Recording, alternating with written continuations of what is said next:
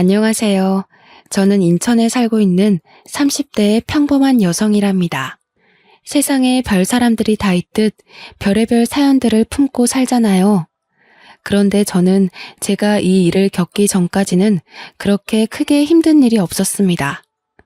너무 충격적인 일이라 30년 동안 조용했던 삶에 폭탄이 한 번에 떨어진 건가라는 생각이 살며시 들기도 했는데요. 그런 제 사연 다들 한 번만 들어주시길 바랍니다. 전 원래 어려서부터 결혼을 일찍 하고 싶어 했어요. 오죽하면 고등학생 때도 결혼 노래를 불러서 저희 아빠께서는 그렇게 빨리 집을 떠나고 싶냐며 서운해 하셨고, 친구들은 제가 1등으로 결혼할 거라 생각했죠. 저 역시 제가 1등으로 결혼할 줄 알았습니다. 그러나 현실은 제 꿈을 이루기에는 너무 버거운 존재였어요. 늘 자연스럽게 만나서 연애하는 걸 좋아했던 편인데, 그러다 보니 결혼 상대로는 부족한 면들이 보였고 결국 헤어짐으로 이어졌습니다. 그들이 특별히 뭘 잘못했다기보다는 결혼까진 아닌 연애 있잖아요. 제가 이렇게 헤매고 있을 때 주변 친구들은 오히려 저보다 빨리 시집을 가기 시작했고 애를 낳고 사는 모습을 보니 마냥 부러웠습니다. 그렇게 초조해야 할 나이는 아니라는 걸 알지만 그냥 결혼을 하고 싶었거든요. 결국 저는 자연스러운 만남을 포기하고 결혼을 위해 상대방의 조건을 모두 파악한 후 만나는 자리를 선택했고, 그렇게 여러 남자와의 만남 끝에 제 짝을 찾았습니다. 지금의 제 남편은 조건도 만족이었는데 심지어 첫날 얼굴을 확인했더니 너무 잘생겨서 완전히 빠져버렸습니다. 결혼 생활은 결국 서로 얼굴 보고 사는 거잖아요. 남편의 외적인 모습까지 제 맘에 쏙 들어버렸습니다. 역시 인연은 따로 있다고 하던데 내 인연이 여기 있었구나 싶었어요. 남편도 저도 서로 결혼을 전제로 만나는 거라 연애 초기부터 자연스럽게 결혼에 대한 얘기를 주고받으면서 계획을 세웠습니다. 그리고 전 이 연애가 마음에 무척 들었어요. 뭔가 시간 낭비하는 것 같지도 않고 조건도 알맞지만 무엇보다 진심으로 서로 사랑해서 하는 결혼이니 더욱 좋았죠. 저만큼이나 결혼을 서두르고 싶어 했던 남편은 만난 지 1년도 안 된 상태에서 제게 프로포즈를 했습니다. 예상치도 못하게 받은 프로포즈는 잊을 수 없는 감동으로 남았고 저희는 바로 결혼을 준비했어요. 친정 부모님은 남편을 두 팔 벌려 환영하시는 분위기로 친아들처럼 반겨주셨고 남편도 저희 부모님께 살갑게 정말 잘했습니다. 그리고 시댁에 인사를 하러 갔을 때도 똑같은 분위기였어요. 저희 집도 꽤 밝고 유쾌한 분위기인데 시댁도 화목함이 인상적이었습니다. 특히나 시부가 굉장한 사업가셔서 경제적 여유가 있으신 편인데도 오히려 검소하신 게 정말 좋았어요. 남편에게는 위에 누나와 아래 여동생이 있었고 시댁에 인사를 하러 갔을 때 모두 함께 뵙습니다. 오느라 고생했네. 어서 와요. 네, 안녕하세요. 저는 성미연이에요, 아버님, 어머님. 그래요. 오느라 힘들었을 텐데 어서 들어와요. 임금님 수라상 저리 가라 할 정도로 한상 가득 차려서 저를 환대해 주셨고 좋은 분위기 속에 함께 식사를 했습니다. 처음엔 형식적인 대화들로 시작해서 슬슬 어색함이 풀렸죠. 그리고 시부께서는 제게 정말 마음에 쏙 든다며 첫 대면에 통과를 아주 통쾌하게 외치시며 배웅을 해주셨습니다. 양가에 모두 인사를 마치고 나니 결혼한다는 게 실감이 나기 시작하면서 양가 부모님 모두 저희를 좋게 봐주시니 다행이었어요. 이 얘기를 제 친구들에게 했었는데 몇몇 친구들은 더 살아봐야 안다고 말해주기도 했고 몇몇 친구들은 시댁 제대로 만난 것 같다면서 부럽다고 하기도 했습니다. 제가 사람 보는 눈이 정확하지는 않지만 느낌상 시댁 잘 만난 것 같다는 생각을 하긴 했어요. 사실상 형님의 신우까지 있으면 조금 쉽지는 않죠. 그러나 제 결혼 생활은 그렇지 않았습니다. 결혼 후에 오히려 형님과 신우랑 따로 만나면서 데이트도 하고 그렇게 잘 지냈어요. 특히 형님은 저를 엄청나게 챙겨주셨습니다. 제가 자기 여동생 같이 느껴진다면서 혹시 살면서 어렵고 힘든 일이 있으면 무조건 형님께 털어놓고 의논하라고 말해주었죠. 마치 제게 친언니라도 생긴 것처럼 의지를 많이 했습니다.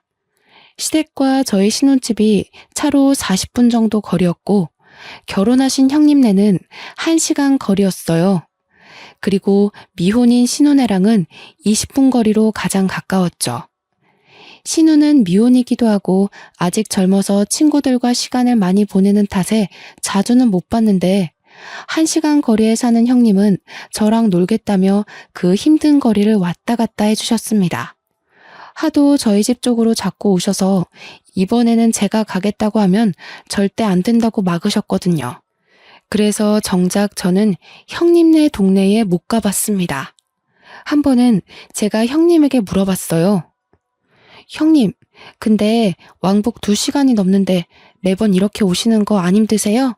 다음에는 진짜 제가 갈게요. 무슨 소리야. 옳게. 힘든 거 하지 마. 나는 운전하는 것도 좋아하고 그래서 상관없는데 옳게는 여리여리한 게 꼭 힘든 일 하면 쓰러지게 생겼잖아. 에이, 무슨 소리예요, 형님.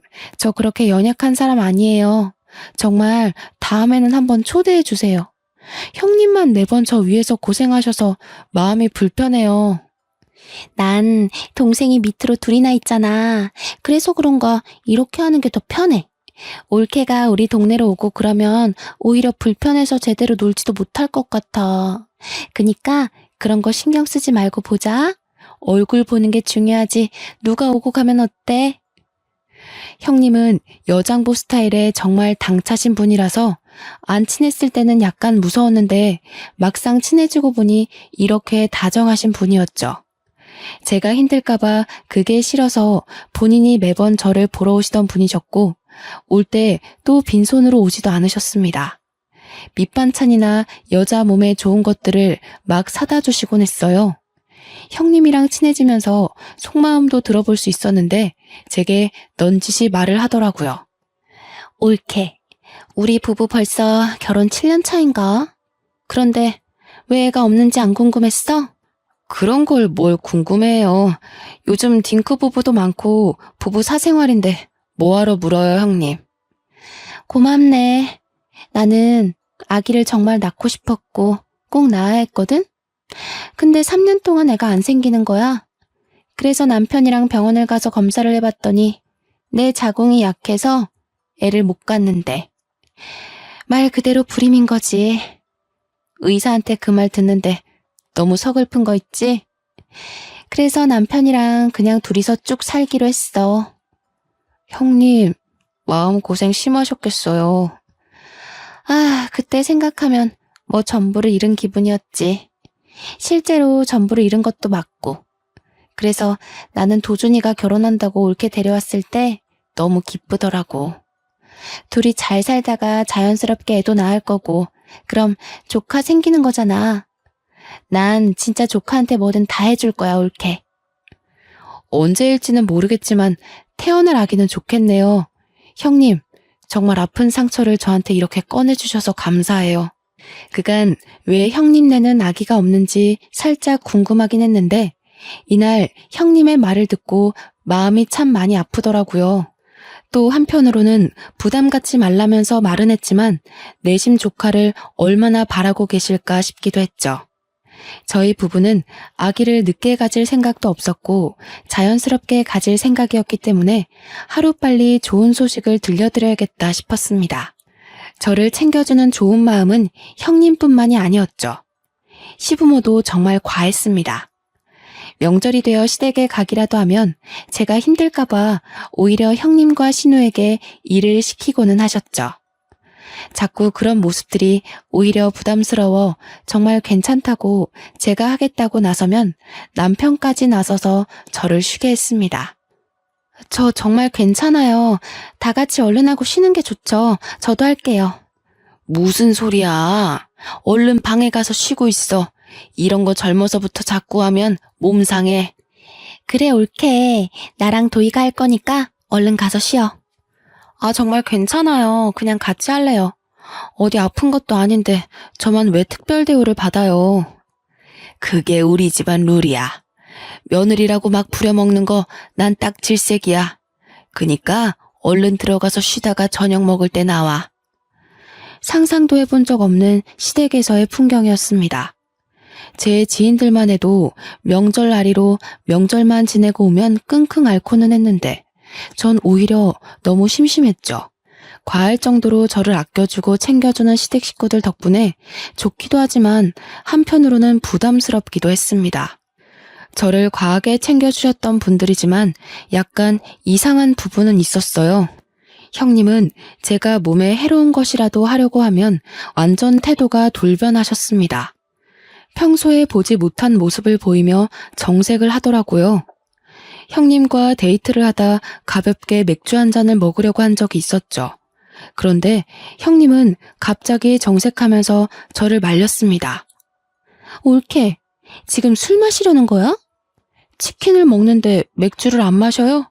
전 당연히 맥주 한 잔 하는 줄 알았죠.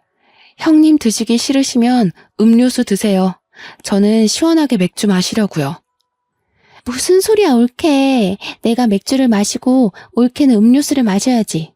아직 아기도 안 낳은 사람이 몸 관리 안 하는 거야? 그러다 큰일 나. 형님, 맥주 한 잔 먹는다고 무슨 큰일이 나요. 평소에도 마시는데요. 평소에도 마신다고? 그러지 마, 올케. 몸 관리는 똑바로 해야 해. 그러다 나처럼 애 못 가지면 정말 어쩌려고 그래. 그걸 원하는 거야? 네? 그건 아니지만. 형님, 혹시 화나신 거예요? 나 지금 화났거든? 몸 관리 좀 잘해줘. 다 큰 성인이 맥주 한 잔을 마신다고 화를 내는 걸 보고 황당했습니다. 제가 임신 중에 마시는 것도 아니고 심지어 임신 준비를 하고 있는 것도 아닌데 너무 과하지 않나 싶었죠. 이때부터 형님의 행동을 유심히 보게 되었어요. 그렇게 유심히 보니까 형님이 제게 과하게 막는 것들이 있다는 걸 알았죠. 너무 자극적인 음식이나 건강에 해로운 음식들은 절대 먹지 못하게 했고 형님이 해다 주는 반찬이나 먹자고 하는 음식들은 전부 산모에게 좋은 음식이나 여자에게 좋은 음식이었습니다. 물론 가볍게 생각하면 임신을 생각하고 있는 저를 위해서 노력해 주신다고 생각할 수 있지만 결코 가볍게 생각할 수 있는 문제가 아니었죠. 왜냐면 시모도 가만히 있는데 왜 형님이 나서서 임신 압박을 은근히 주는 건지 모르겠더라고요. 이게 말로만 듣던 임신 압박이구나를 내심 깨닫게 되었습니다. 평소에는 천사 모습을 한 형님이셨지만 저렇게 제가 본인의 뜻에 어긋난다 싶으면 완전히 정색한 호랑이로 돌변하고는 했죠. 그런 모습들이 점점 불편해지기 시작할 때쯤 아니나 다를까 형님은 대놓고 제게 물어봤습니다. 올케, 그나저나 아직 소식은 없는 거야? 네? 어떤 소식이요? 어떤 소식이냐니. 당연히 임신이지. 네, 아직 없죠. 왜 아직 없어? 한참 불타오를 신혼인데. 아직 없으면 문제 있는 거 아니야? 그런데 그렇게 천하태평하게 있는 거야? 형님, 저희 결혼한 지 이제 2달 조금 넘었어요. 아직 걱정할 정도는 아니잖아요. 무슨 소리를 하는 거야. 젊은 사람들은 혼전 임신에 허니문 베이비로 바로 임신하는 마당에 가만 보면 올케는 너무 안일하게 생각하는 것 같아. 그런 게 아니라 아직 그렇게 급하지가 않아요. 이 사람도 그렇고 저도 그렇고. 그건 올케 생각 아니야? 올케가 자꾸 그렇게 생각하고 말하니까 정작 도준이는 그런 마음이 아니어도 말 못하는 거 아니냐고. 형님, 그런데 왜 화를 내세요? 제가 뭘 잘못한 건가요? 임신을 하는 건 저희 부부가 선택할 일이고 저희끼리 알아서 하겠다고 분명 말씀드렸는데 매번 왜 그러세요? 저 형님이 자꾸 이러시는 거 너무 불편해요. 올케, 불편이고 뭐고 지금 그게 중요한 게 아니야. 내일 나랑 어디 좀 가자. 오후에 시간 꼭 비워도.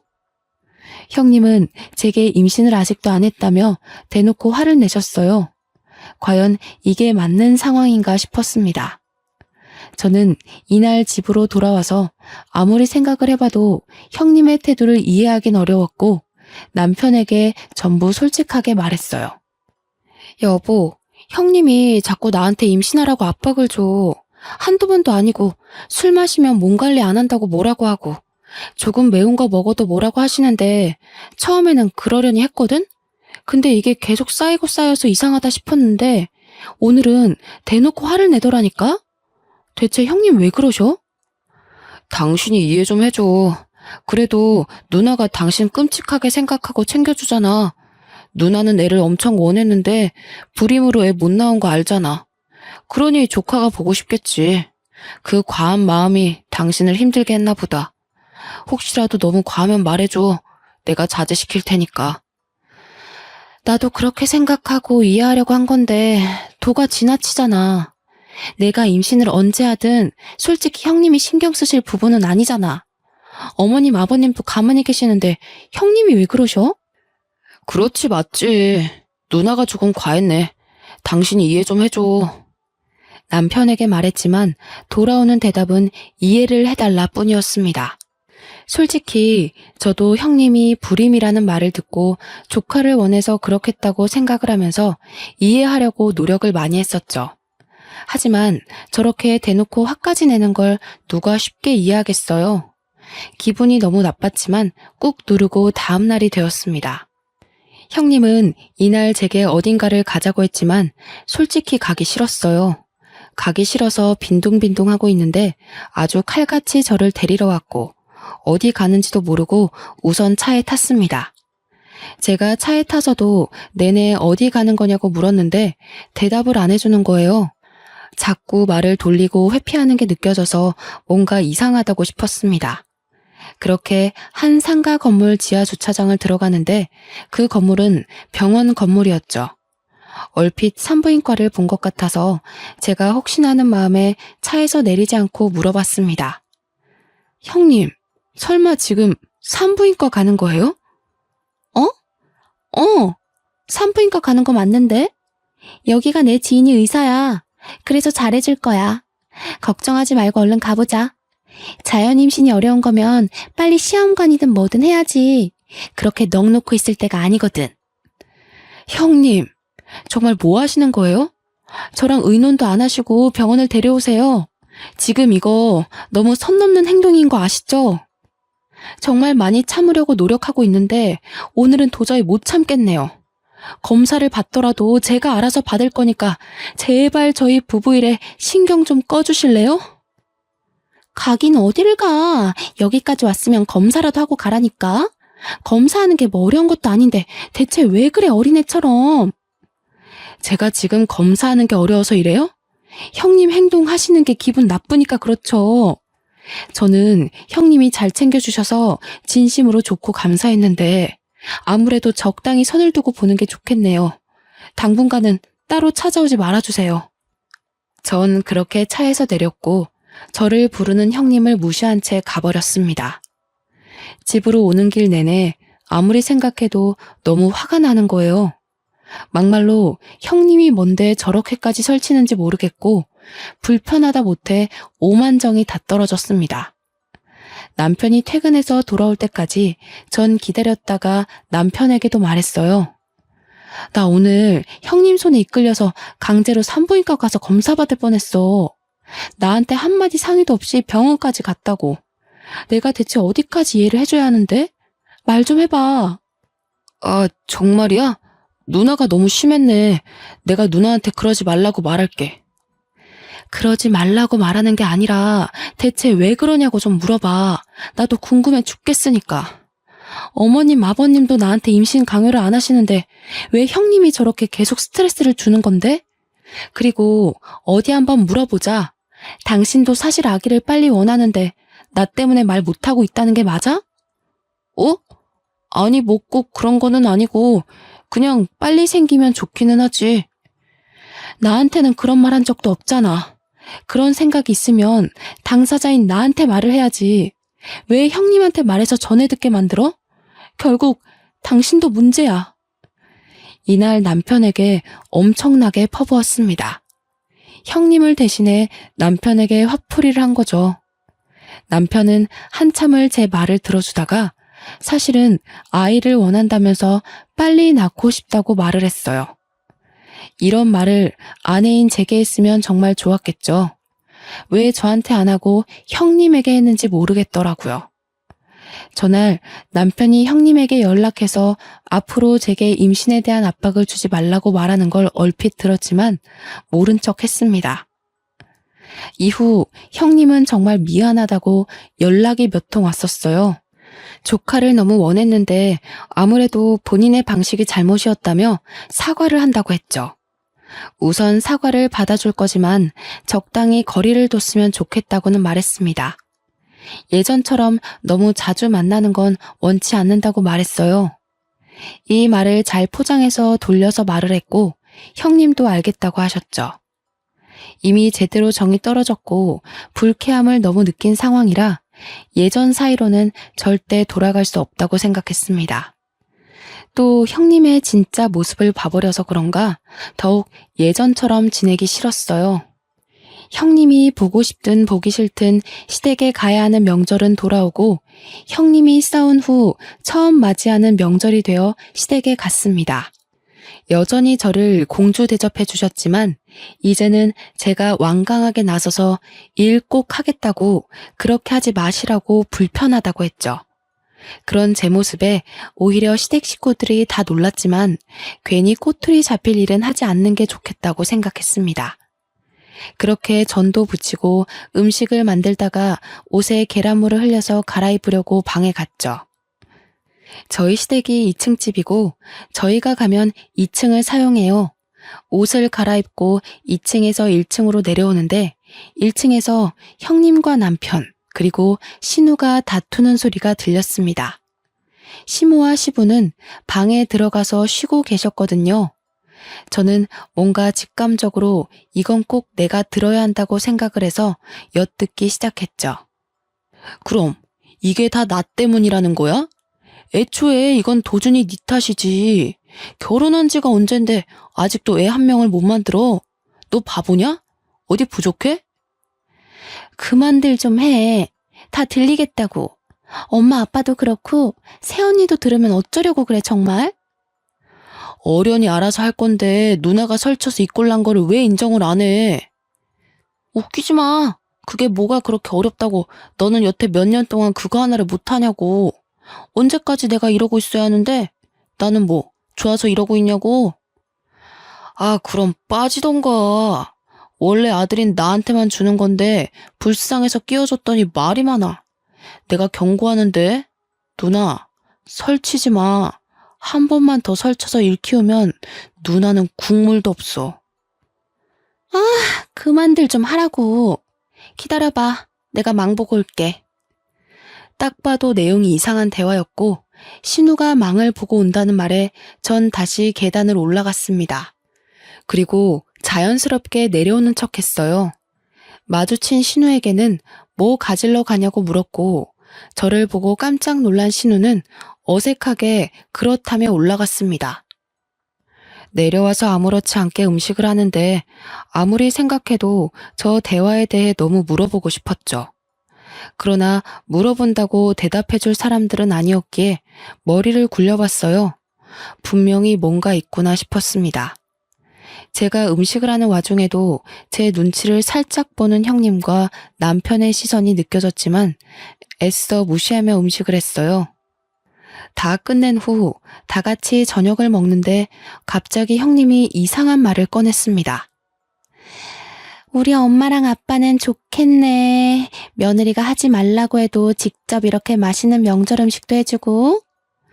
좋기야 한데 정말 괜찮으니까 다음부턴 하지 마. 힘들어. 그래 세아가. 여기 식구가 몇인데 너까지 고생하니? 거봐. 들었지 올케? 다음부터는 안 해도 괜찮아. 올케는 이런 거 하지 말고 예쁜 손주를 안겨줘야 진짜 효도하는 거지.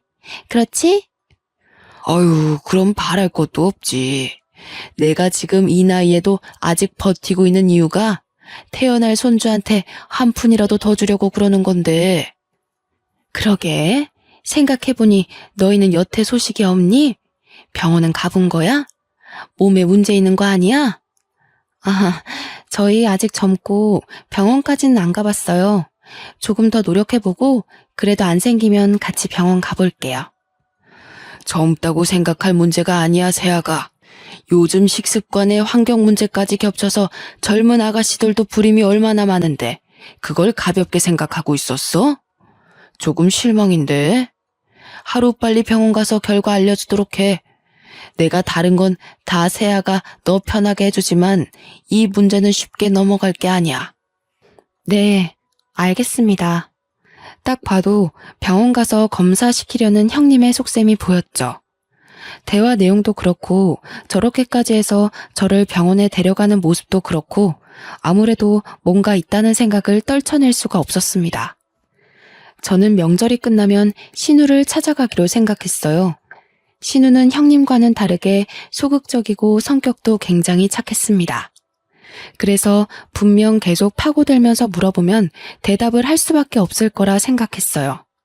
남편에게도 티내지 않고 신우에게 오랜만에 데이트하자며 연락했습니다. 혹여나 이걸 형님이나 남편에게 말할까봐 신우네 집 근처에 볼 일이 있어서 왔다면서 아주 자연스레 밑밥을 깔았어요. 그리고 신우는 의심 없이 반갑게 저를 만나러 나왔죠. 신우와 저녁을 맛있게 먹고 조용한 카페를 찾아가서 대화를 나눴습니다. 솔직하게 뭐냐고 물어볼까 아니면 은근슬쩍 알고 있는 척 물어볼까 엄청 고민했어요. 신우 성격상 제가 뭘 알고 있어야 스스로 실토할 것 같아서 아는 척 연기를 시작했습니다. 아가씨, 나는 우리 식구들 다 진심으로 아주 좋았는데 어머님 아버님 빼고는 나한테 다들 진심이 아니었더라? 아가씨도 그렇고 그래서 너무 속상하던데? 네? 언니 그게 무슨 말이에요 갑자기? 뭐든 꼬리가 길면 다 걸리는 법이거든. 셋이서 작정하고 나 하나 바보 만들면 끝까지 내가 모를 거라고 생각한 거야? 그나마 내가 오늘 아가씨를 만나러 온 이유는 앞길이 아직 창창하고 젊으니까 기회를 주려고 온 거야. 나한테 모든 걸 자백하면 선처해줄 의향이 있어. 그렇지만 조금이라도 다르게 말하면 오빠랑 형님처럼 똑같이 처벌받게 할 거야. 네? 그게 처벌할 수 있다고요? 아닌데. 그럴 리가 없는데. 나 시간 없어. 선택해서 얼른 말해. 새언니, 정말 미안해요. 저도 언니 볼 때마다 너무 죄책감 느꼈는데 이미 약속은 해서 어쩔 수 없었어요. 지금이라도 뭐든 다 할 테니까 제발 처벌은 하지 말아주세요. 저 아직 시집도 못 갔는데 제발요. 울며 불며 신우이가 말한 내용은 충격 그 자체였습니다. 시부모에게는 재산이 꽤 있는데 남자 손주를 낳는 자식에게 막대한 재산을 물려주겠다고 자식에게 약속을 했답니다. 거기다 유일하게 아들인 우리 남편이 남자 손주를 낳으면 시부가 회사까지 물려주겠다고 했다더군요. 그런데 시부 연세가 꽤 있으셔서 하루빨리 회사를 누군가 물려받아야 했고 정 자식들에게 소식이 없으면 전문 경영인에게 넘기겠다고 했다네요. 그 얘기를 들은 형님과 남편은 작당 모의를 한 거죠. 형님은 이미 불임으로 아이를 낳을 수 없으니 남편이 아들을 낳으면 3분의 1로 셋이서 재산 분할하자는 각서를 썼다고 합니다. 이 사실은 시부모는 당연히 모르고 이 남매들끼리 저지른 일이죠. 상황이 이러니 당연히 제가 빨리 아이를 가져야 했고 형님은 소식이 없는 제가 혹시라도 본인처럼 아이를 못 가질까봐 검사까지 시키려고 했던 겁니다. 전 이 사실을 알고 너무 소름이 끼쳐서 말을 못하고 있었어요. 그런데 이게 끝이 아니었죠. 신우는 정말 제가 본인을 처벌할까봐 무서웠는지 알고 있는 사실을 다 말해주는 눈치였습니다. 꺼이꺼이 울면서 말을 하더라고요. 새언니, 정말 미안해요. 저도 정말 멈추고 싶었던 게 오빠랑 언니는 돈에 미쳤어요. 오빠 전 여자친구랑 원래 결혼하기로 했었거든요. 아이가 생겨서요. 그런데 아이 성별이 딸인 걸 알고 오빠가 그 여자를 버렸어요. 그래서 아이랑 그 여자랑 정말 힘들게 살 거예요. 지금도. 뭐라고? 진짜 너네 사람이 아니구나. 그걸 알면서도 눈 감아준 건 결국 아가씨 너도 공범인 거야. 알아? 아무리 돈이 좋고 각서를 썼더라도 가족이니까 그만하라고, 이건 멈춰야 한다고 말렸어야지. 그런데 나한테까지 피해를 주려고 해? 미안해요, 정말로.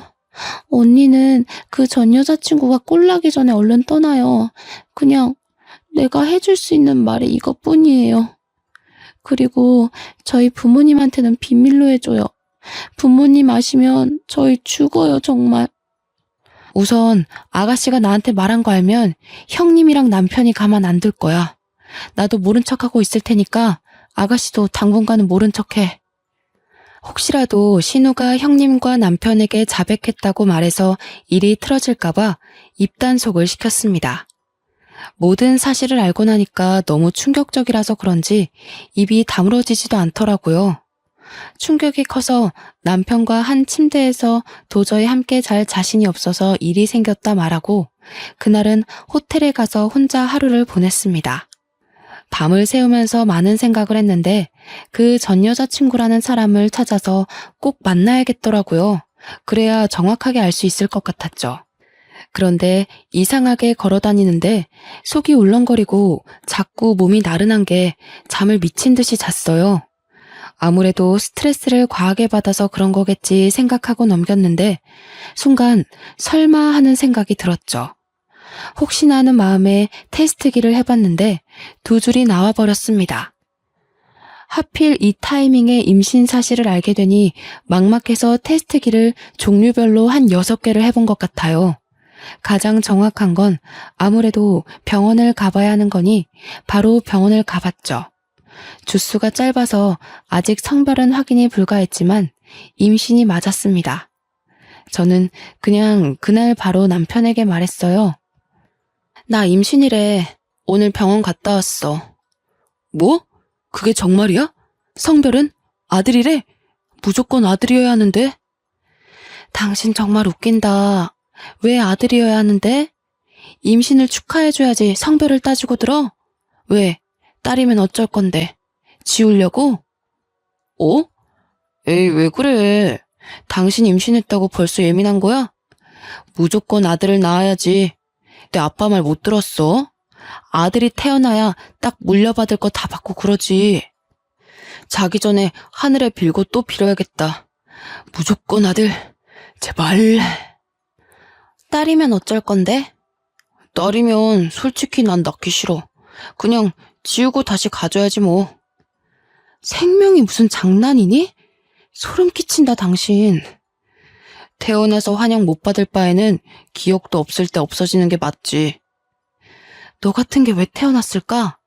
너희 남매 재산 분할 때문에 아들 낳아줄 여자가 필요하다며? 다 필요 없고 소름 끼치니까 당분간 떨어져서 지내자. 생각할 시간이 필요해. 뭐? 그거야 맞는 말이긴 하지만 그렇다고 해서 당신한테 피해를 준 건 아니잖아. 아, 우선 아직 성별도 모르니까 그래, 떨어져 지내면서 편하게 있어. 내가 안 보일 테니까. 그치만 꼭 몸 조심해야 돼.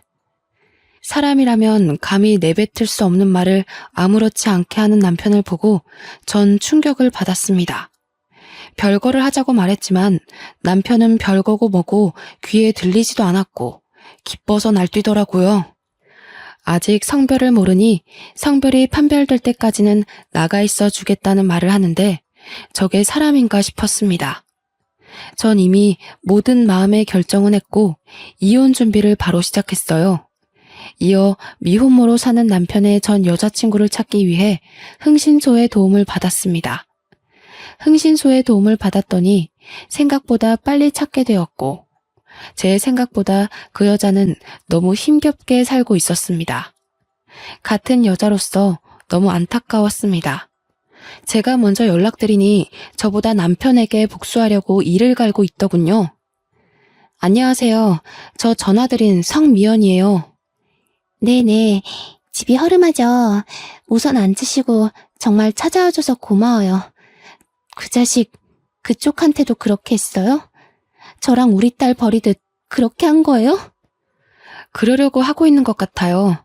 저는 아직 초기라 성별을 모르거든요. 근데 아들이 아니면 지울 거라네요. 그 자식 사람 아니에요.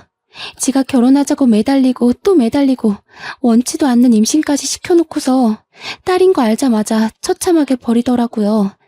저는 그때 너무 어렸고 심지어 그 자식 때문에 부모님이랑도 연을 끊어서 갈 곳도 없었는데 정말 딸아이랑 둘이 얼마나 힘들게 살았는지 몰라요. 당장이라도 멱살 잡고 싶지만 먹고 사는 게 힘들어서 복수는 꿈도 못 꾸고 살았어요. 제가 도와드릴게요. 우리 그 복수 같이 해요. 저도 그 자식 가만 안 둘 거거든요. 그 여자의 말을 들어보니 마지막 순간까지도 남편한테 매달렸다고 합니다. 그렇지만 남편은 다른 여자가 생겼다면서 넌 이제 필요 없다고 아주 매몰차게 거부를 했다고 해요. 결국 딸을 가진 여자니까 버린 거고 재산에 눈이 멀어버린 괴물 같은 놈인 거죠. 저는 전 여자친구와 함께 복수를 시원하게 하고 끝내기로 마음먹었습니다. 다만 안정기가 될 때까지 기다렸어요. 그 기간 동안 따로 나가 살 집을 구했고 그곳으로 제 짐을 옮겨서 이사하고 있었습니다. 별거 중이라 집에 오지 않던 남편은 이 사실을 전혀 몰랐죠. 이혼을 준비하고 있다는 사실도 모르고 천하태평하게 지내는 남편이 웃겼습니다. 그리고 안정기에 접어들면서 성별이 아들이라는 것을 알게 되었어요. 저는 남편에게 성별이 아들이라고 메시지를 보내자마자 미친 듯이 전화가 왔죠. 여보, 세상에 아들이 맞아? 사실이야? 고생했어. 역시 우리 여보는 해낼 줄 알았어. 내가 정말 사랑하는 거 알지? 뭐 갖고 싶어? 내가 다 사줄게. 그러나 전 간결하게 딱 한마디만 하고 끊었습니다. 웃기시네. 나 너랑 이혼할 거야. 입 다물고 너희 부모님 집 앞으로 와. 아마 빨리 오는 게 좋을 거다. 남편이 버린 전 여친과 함께 시댁으로 쳐들어갔습니다.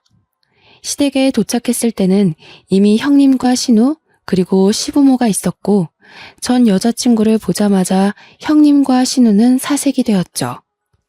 영문을 모르는 시부모에게는 제가 친절하게 설명을 해드렸습니다. 어머님, 아버님, 당신 자식들이 얼마나 괴물인 줄 아세요? 재산 그거 물려받겠다고 자기들끼리 각서까지 썼다네요. 제 남편이 아들 낳으면 3분의 1에서 나눠 갖기로요. 그리고 여기 있는 이 여자분은 저랑 만나기 전에 이미 남편의 딸을 낳으신 분이에요. 그런데 남편이 아들이 아니라 딸을 낳았다면서 이 여자분을 버렸다네요? 뭐라고? 그게 사실이니? 네, 제가 산 증인이죠. 제 딸아이가 벌써 5살이에요. 그 세월을 얼마나 피눈물 흘리면서 살았는 줄 아세요? 아무리 돈이 좋다고 해도 그렇지. 어떻게 그럴 수 있냐고 어떡해. 그 나쁜 자식 때문에 나랑 내 새끼는 매일 피눈물 흘리면서 살았는데 아직도 이러고 살고 있네요. 당신 아들은 돈에 미쳤다고요. 저한테 형님은 그러셨죠. 애 빨리 낳으라고 압박 주셨고 술도 한 모금 못 마시게 하고 마치 겉으로는 저를 무척 아끼는 척하면서 사실은 애 빨리 갖게 하려고 참 애 많이 쓰셨죠. 그런데 어머님, 아버님, 이 사람이 저 임신했다는 말 하자마자 뭐라 한 줄 아세요? 아들 아니면 지우고 다시 갖자던데요. 딸이면 낳을 필요가 없다고요. 그래서 저 이혼할 거예요. 제 말이 끝나자마자 시모는 뒷목 잡고 쓰러졌고 뒤늦게 도착한 남편은 전 여자친구를 보자마자 막 쫓아내려고 했습니다. 그걸 제가 말리고 있는데 시부가 남편의 멱살을 잡고 확 끌어서 뺨을 때리며 말했어요. 정신 차려. 네가 사람이냐? 내가 그런 뜻으로 너희한테 말한 줄 알아? 나는 괴물 새끼들한테는 돈 한 푼 줄 수 없다. 당장 내 집에서 나가! 이 말을 들은 남편은 저 때문에 모든 게 망했다면서 제 뺨을 때리더라고요. 그래서 저도 어이가 없어서 급소를 확 발로 차주면서 말했죠. 웃기고 있네. 야, 너 같은 건 씨 뿌릴 자격도 없어. 넌 죽을 때까지 절대 뿌리고 다니지 마. 여자들이 너무 아까우니까. 그러고 시댁을 나섰습니다.